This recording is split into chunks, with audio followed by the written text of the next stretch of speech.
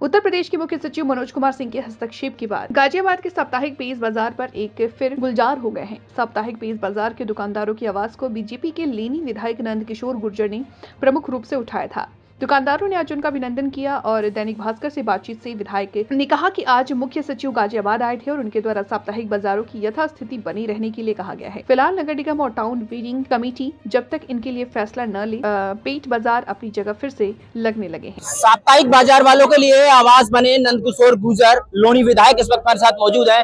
विधायक जी, प्रमुख सचिव आज गाजियाबाद आए थे, एक बड़ा जो है बड़ी घोषणा करके गए हैं। लगातार आप साप्ताहिक बाजार वालों के लिए आवाज बने हुए थे, क्या कहेंगे? देखिए, देश के यशस्वी प्रधानमंत्री माननीय नरेंद्र मोदी जी ने जब कोरोना आया तो ये लगा कि गरीब का परिवार उजड़ा है। सूदखोर पैसे लेते थे तो उनको लोन दिया, उनको बसाने का काम किया और कहा अपना रोजगार करिए। ऐसे प्रधानमंत्री जो गरीब के लिए दिन रात जीते हों, उनको मकान दिया, उनको 5 लाख का बीमारी का कार्ड दिया। ऐसे प्रधानमंत्री के लिए हम उनका, प्रधानमंत्री जी का और माननीय मुख्यमंत्री का बहुत अभिनंदन करना चाहते हैं। जो यहाँ कमिश्नर ने किया, ऐसा पाप किया है कि इसका श्राप तो उन्हें लगेगा जरूर, क्योंकि ये जो गरीब है, जो सब्जी बेच के गुजारा कर रहा है, जो 7 दिन से खाना नहीं बना कई घरों में, हमारे लोगों ने, हमने भी, सबने इनके घरों में मदद की।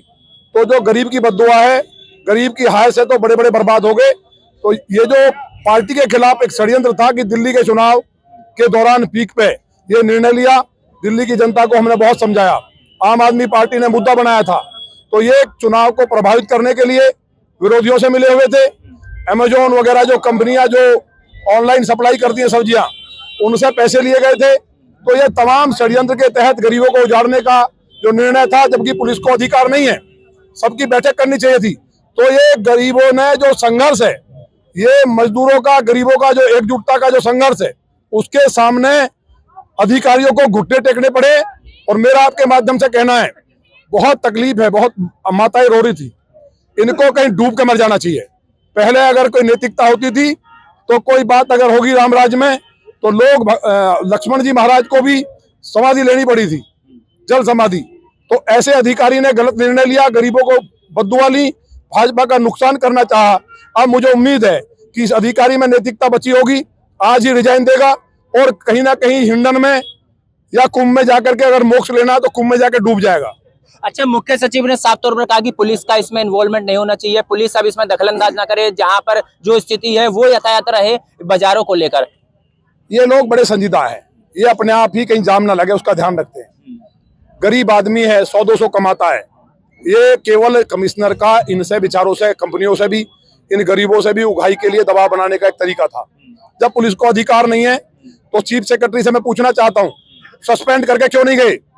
जब वो अपने अधिकार के बाहर जाकर के उसने गलत काम किया, कानून के खिलाफ गया, तो शासनादेश के खिलाफ गया, अपना शासन चलाया, तो ऐसा अधिकारी जो भाजपा को खत्म करना चाहता है, अगर चीफ सेक्रेटरी ईमानदार है और वो वास्तव में कमिश्नर के साथ नहीं है, नाटक करने से काम नहीं चलेगा। ये तो जनता के दबाव से सामने आए हैं, तो उनको यही सस्पेंड करना चाहिए था। उनको सस्पेंड करके उसके बाद बर्खास्तगी की कार्रवाई करते। तो ये सब नाटक है। ये जनता के सामने, जनता की ताकत, हमने कहा था 3 बजे तक या तो बाजार लगे, नहीं लगेगा तो 10 लाख लोगों को लेकर के कमिश्नर के घर में हम लोग सब्जी बेचेंगे। ये 1857 की क्रांति का है, वो गरीब मजदूर है जिसने भारतीय जनता पार्टी को, मैंने मोदी और योगी जी को और मुझे बनाया है। इसलिए अधिकारियों की तानाशाही नहीं चलेगी, अच्छा काम करेंगे, स्वागत होगा। लेकिन अगर इस तरह से उगाही के लिए, बताइए पूरे गाजियाबाद में क्या हो रहा है।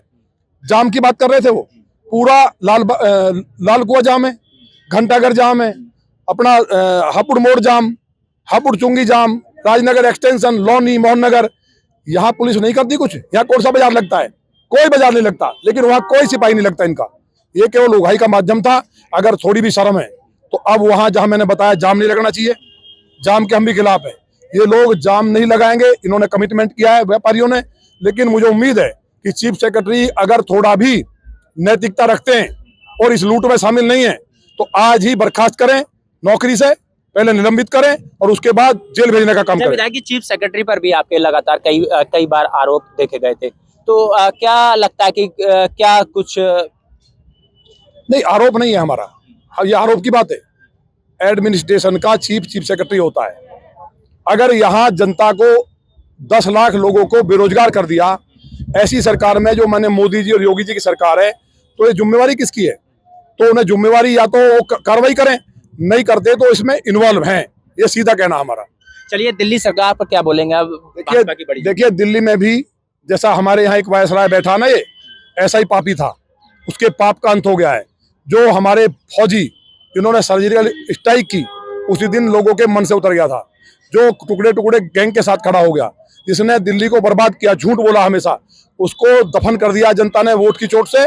और भविष्य में अब आने वाला नहीं है। अब ईमानदारी की, गरीब की सेवा की और गरीब कल्याण की जो काम करेगा, जो व्यापारी को बसाएगा, जो किसान के हित की बात करेगा, वो केवल और केवल पूरे भारत में एक ही नेता है, उनका नाम है माननीय नरेंद्र मोदी। माननीय मोदी जी ने एक एक व्यक्ति की चिंता की है, शौचालय से लेकर के लोगों की वैक्सीन की, क्या नहीं किया। इसलिए जनता दिल्ली की जाग चुकी है और पूरी तरह से सुपड़ा साफ कर दिया है। चलिए, धन्यवाद। मौजूद थे। हालांकि साप्ताहिक बाजारों को लेकर इन्होंने लगातार आवाज उठाई, उस आवाज की जीत पर एक आवाज बने और आज प्रमुख सचिव ने इसके लिए एक बड़ी बातचीत कहकर गए कि जो यथास्थिति है बाजारों की वो यहीं पर बनी रहेगी। गाजियाबाद से दैनिक भास्कर के लिए सुनील गौतम।